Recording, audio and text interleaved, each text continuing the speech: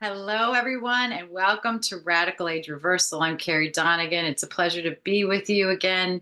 And we are here today to continue our journey in the book 30% Happier in 30 Days. Last week's episode was one of my favorites because it was about sleep. And today we're going to talk all about your mood and about stress. So get that cup of tea and join us. We've now invited in our win-win women audience as well. Welcome to that wonderful group of individuals. Thank you for joining me, as well as our live stream YouTube family. This book, we're almost halfway through, which is really exciting. Today, we're on chapter 16, where your mind goes, your mood flows. And I have to say, when I read the chapter, my jaw dropped at the first story. So let's jump right into that story. He says, when Joseph McClendon III was a teenager, a radically motivated attack by three white men left him injured and eventually homeless. After hitting rock bottom, he somehow transformed his mindset to become a doctor of neuropsychology, a best-selling author, and a spellbinding orator who often teaches at Tony Robbins seminars. Joseph says that when unnecessary, unhappy moments come up, he takes a simple four-step process to get back on track. And we are going to learn the process today. And we're also going to incorporate the doTERRA adaptive system, because this system was specifically designed to help us manage our mood. And so I want to go over the three parts of the system just so that you know what we're talking about today. Sorry, looking for the items. We have a supplement, which is so easy to take. I like to take it in the morning. Think of Serenity as at the nighttime, adaptive in the morning. So you're kind of bookending your day with a good mood supplementation program. We also have an adaptive roll-on that you can bring with you anywhere you go so that you can interrupt those negative feelings as often as necessary. And it also comes in a 15 ml bottle so that you can diffuse. So if you're diffusing Serenity at night, I recommend that you're diffusing adaptive in the morning. Now, if you don't have two diffusers in your room, which I think would be super cool, have your nighttime diffuser and your morning diffuser. And honestly, diffusers have come down significantly in price. I remember when I first got started in this industry 20 years ago, a diffuser would cost you easily $150 to $200. And sometimes they lasted a year or two. That was it. Just so you know, sometimes I think people get diffusers and they're like, I bought this diffuser and it's broken. It's basically a fish tank motor. So although it does the job, this is not sophisticated technology. So don't get too attached to your diffusers. Get excited about buying a new one every year or two, just so you understand, kind of what their capacity is. But if you could get two diffusers in your bedroom, that would be amazing, because it would be a way to start your day, and you'd have two different scents and you wouldn't have to kind of change them out. But I have a workaround if you don't want to use two diffusers. And I would say dedicate your diffuser to nighttime use, because you can diffuse that all night long and you're going to be in the room. And in the morning, I don't want you to grab the roll on. I want this roll on to be in whatever portable carrying device you use. Is it a pocket? Is it a purse? Is it a briefcase? Backpack, whatever it is, this travels with you. All right. But in the morning, you're going to use the full concentrated version of the adaptive. And I put a generous amount in my hand. I don't know if you saw that, but that was about 3, 4, maybe even 5 drops. And I'm going to roll it around. And I'm going to take a nice, big, deep breath. And then I'm just going to wait a minute. I'm going to do it one more time.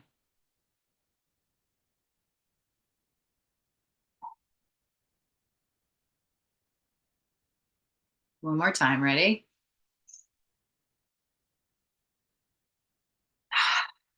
And if you really inhale essential oils well, you're going to taste them on your tongue.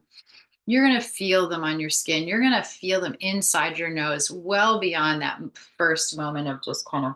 Sometimes I see people and they inhale essential oils and they go, It's like, that's not going to do anything for anybody. Really, really deep from your diaphragm. Take a nice deep breath of that essential oil. And then whatever's left over, you can put it on the back of your neck. Some people actually put it in their hair because then you're kind of walking around with another diffuser, which is nice. And remember, these are not greasy. You're using the essential oil that's just essential oil.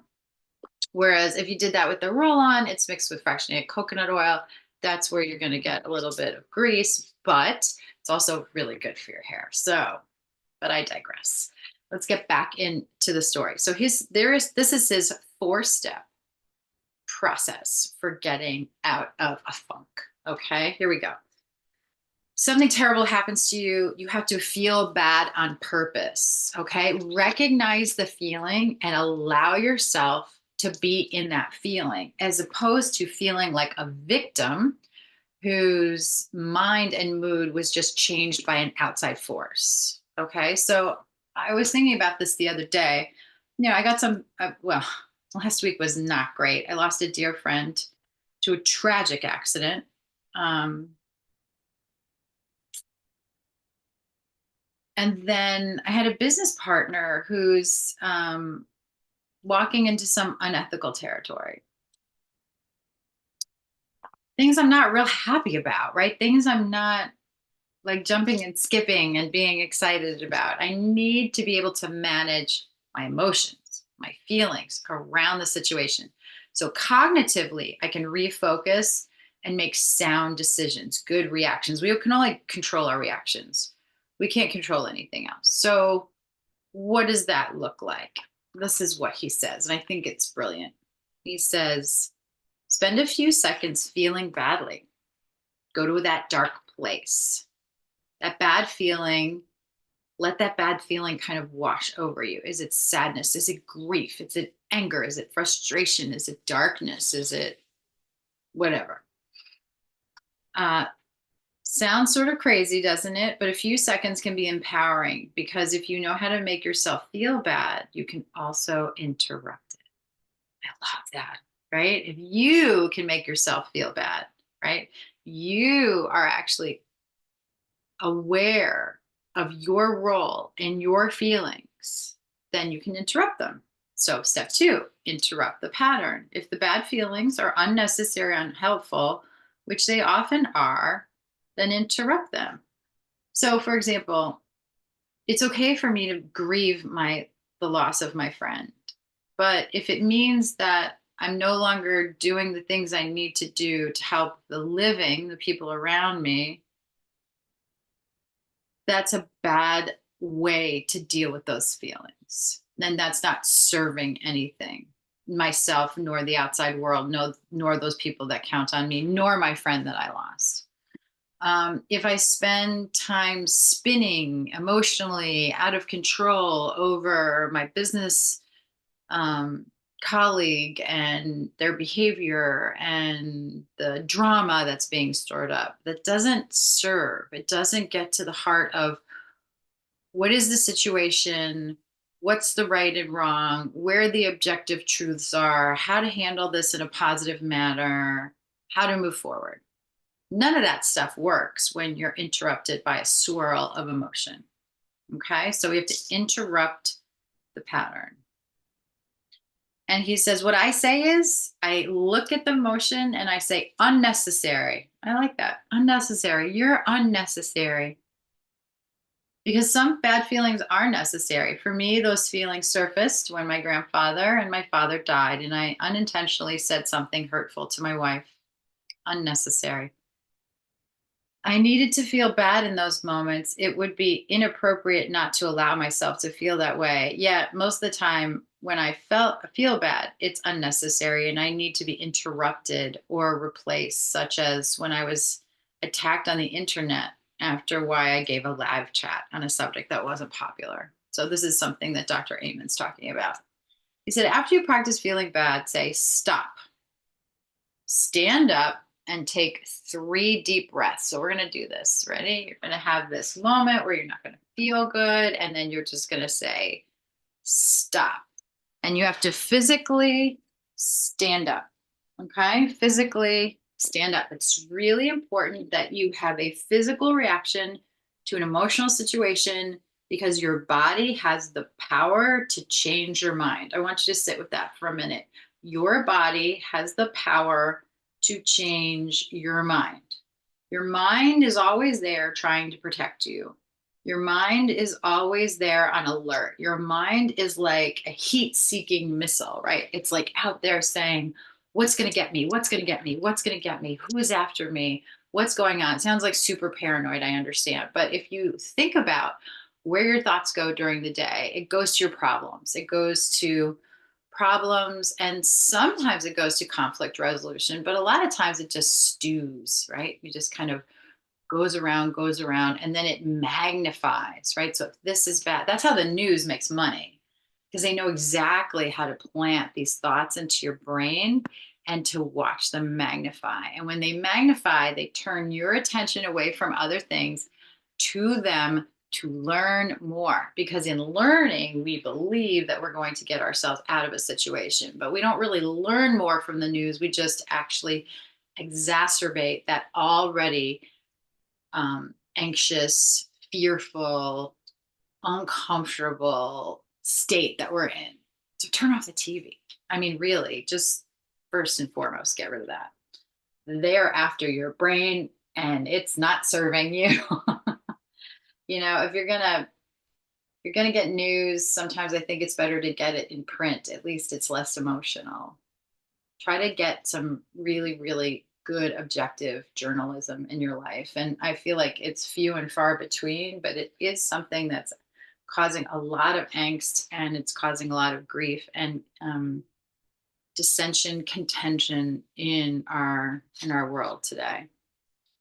So we're going to stand up. That's going to interrupt things. Then you're also going to get your adaptive roll on. All right. So when you stand up, you're going to give what I call a little spa moment to yourself. You're going to rub the oil on your palm.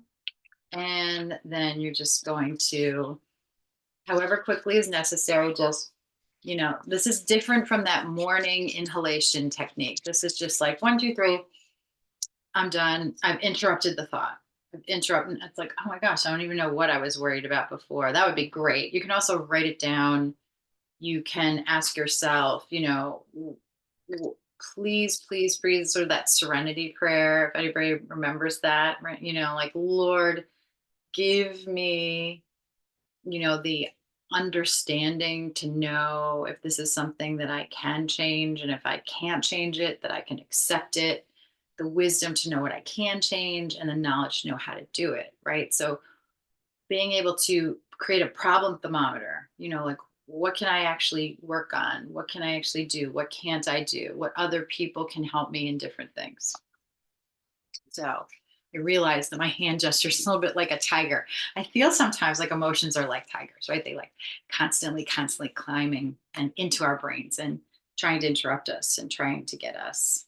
Okay, so standing up, put on your oils, get your adaptive. Every single person in our society right now should be having an adaptive roll on them because, quite frankly, we are in a world of high alert. It's like we're in constant war, whether it's an emotional war, a physical war, we're all being attacked. And I think it's important for us to get that control back.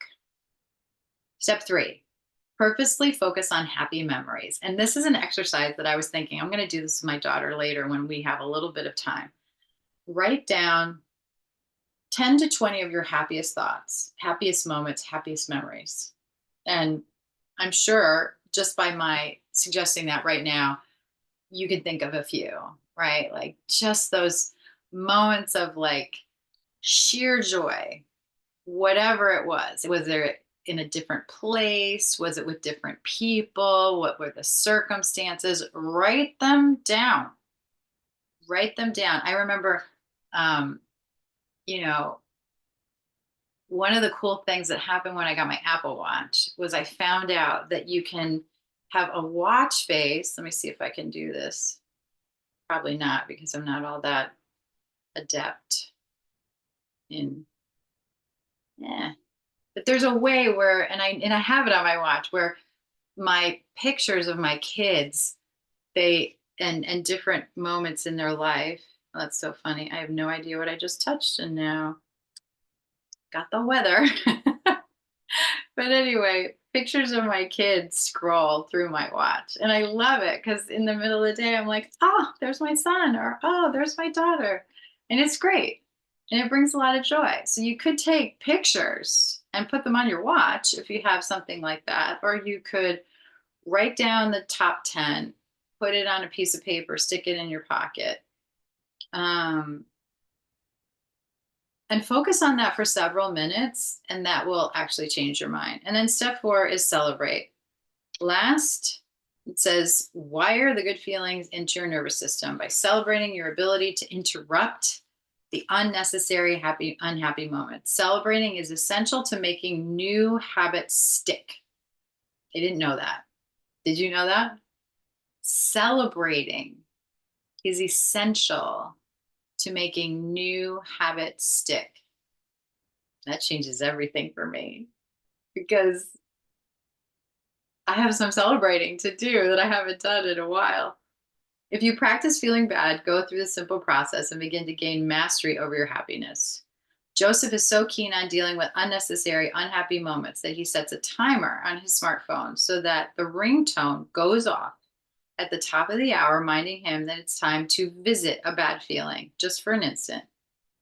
You don't want to get mired in it or bogged down, he told me. Just feel it for a couple of seconds, then stand up, put on a smile on your face, and snap out of it. Pat yourself on the back, do that 10 times, and it really is going to be hard to find the negative emotion again. The step of standing up is more important than you think. When you rise to your feet, you create a scotoma, a blind spot in the brain. That's so cool.